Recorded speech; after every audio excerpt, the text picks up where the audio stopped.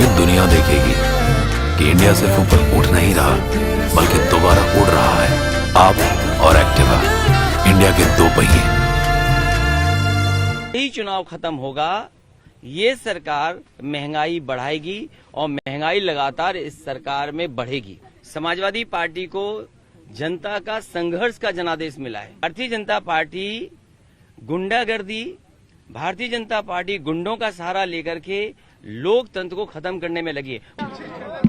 Doctor Ram Manohar Lohia ji को याद करने के लिए हम सब इकट्ठे हुए हैं और लोहिया पार्क, जहां पर डॉक्टर राम मनोहर लोहिया जी की प्रतिमा लगी है, 23 मार्च को समाजवादी लोग यहां इकट्ठे होते हैं, उन्हें याद करते हैं। जो सिद्धांत, जो रास्ता डॉक्टर राम मनोहर लोहिया ने दिखाया, उसी रास्ते पे लगातार समाजवादी पार्टी चल रही है। इधर गैर बराबरी को लेकर के और बड़ी संख्या में जो दलित हैं, पिछड़े हैं, वंचित हैं, आजादी के बाद जिन्हें मुख्य धारा से नहीं जोड़ पाए, उन लोगों की लड़ाई आज भी लड़नी है और उन्हें सम्मान मिले, उनको सम्मान के साथ उन्हें भी स्थान मिले।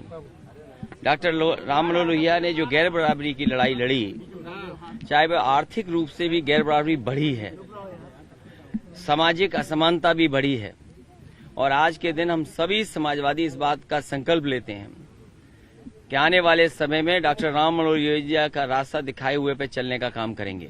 सर, पेट्रोल डीजल के जो दामों में लगातार वृद्धि हो रही है, आपने कहा था कि अगर सरकार नहीं बदली तो ये पेट्रोल जो है लगातार बढ़ता रहेगा, 100 की जगह 200 भी हो सकता है।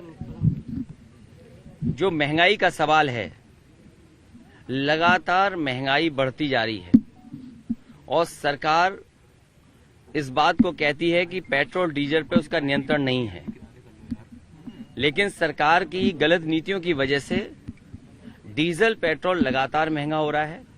और अगर आप आकलन करेंगे, डीजल पेट्रोल की जो कंपनियां हैं, आखिरकार वो मुनाफा क्यों कमा रही हैं, और इतने बड़े पैमाने पर जो मुनाफा कमाया जा रहा है, आखिरकार ये मुनाफा जा कहां रहा है?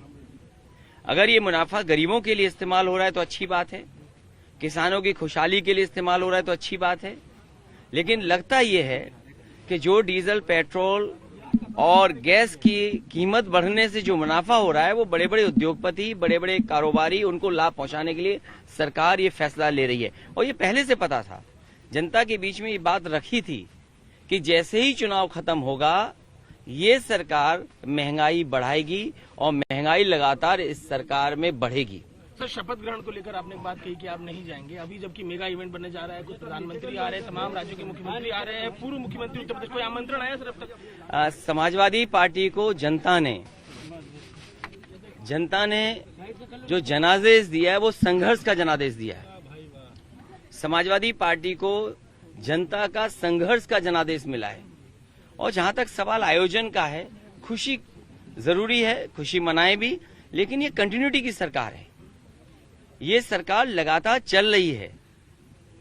और जो सरकार 5 साल में कोई ऐसा स्थान न बना पाई हो जो उन्हें प्रेरणा दे सके, कम से कम समाजवादियों का काम उन्हें प्रेरणा देगा कि आने वाले समय में ऐसा काम करें। सर, चुनाव परिणाम में देखने को मिला था कि मायावती जी का वोट फाड़ दिए गए, कई समाजवादी ये पर्चे नहीं दाखिल कर पाए।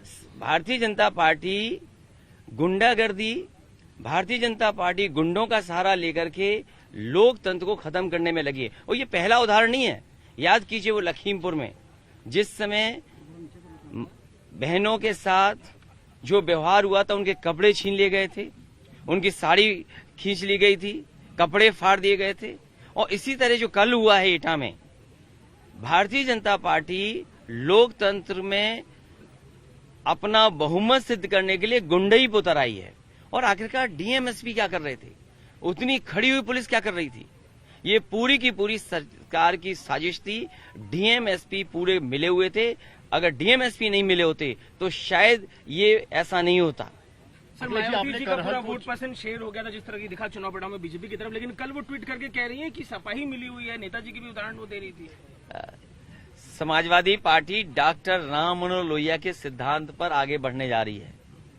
जो सिद्धांत उन्होंने दिया, आज भी असमानता बड़े पैमाने पे बढ़ी है, गैर बराबरी बढ़ी है। आर्थिक रूप से देखिए आप, कुछ लोग तो कितने आगे बढ़ते जा रहे हैं, वहीं आप गरीब को देखो, उसे अनाज पर जीवन यापन करना पड़ रहा है। और यूथ कितना निराश हुआ है। जब तक अर्थव्यवस्था नहीं बदलेगी तब तक यूथ को नौकरी नहीं मिलने वाली। वही यूथ जो पिछले 3 साल 4 साल से इंतजार कर रहा था कि उसे नौकरी और रोजगार मिलेगा। सरकार के सामने चुनौती भी है कि आखिर सरकार इतनी नौकरी रोजगार कैसे देगी, और मुझे नहीं लगता है ये सरकार यूथ के भविष्य को बेहतर कर पाएगी। आपने करहल का डिसीजन लिया है आजमगढ़ के ऊपर, क्या मैसेज देना चाह रहे हैं? समाजवादी पार्टी को संघर्ष का जनादेश मिला है और सदन में रहने का मौका मिला है। सदन से लेकर के सड़क तक समाजवादी पार्टी अपने कार्यक्रमों सिद्धांतों को लेकर के आगे बढ़ेगी। सर, आप जिन जगहों से चुनाव लड़े हैं, अगर आपने सीट छोड़ी है, पारिवारिक संबंध रखे, हमेशा परिवार के लोग वहां पर जाके लड़े हैं, तो क्या आजमगढ़ छोड़ रहे हैं? आपकी पत्नी ये आजमगढ़ के लोगों से मेरी बातचीत हुई थी, वहाँ के कार्यकर्ता और नेताओं से बात हुई है। जो आजमगढ़ के नेता कार्यकर्ता तय करेंगे वही फैसला समाजवादी पार्टी लेगी।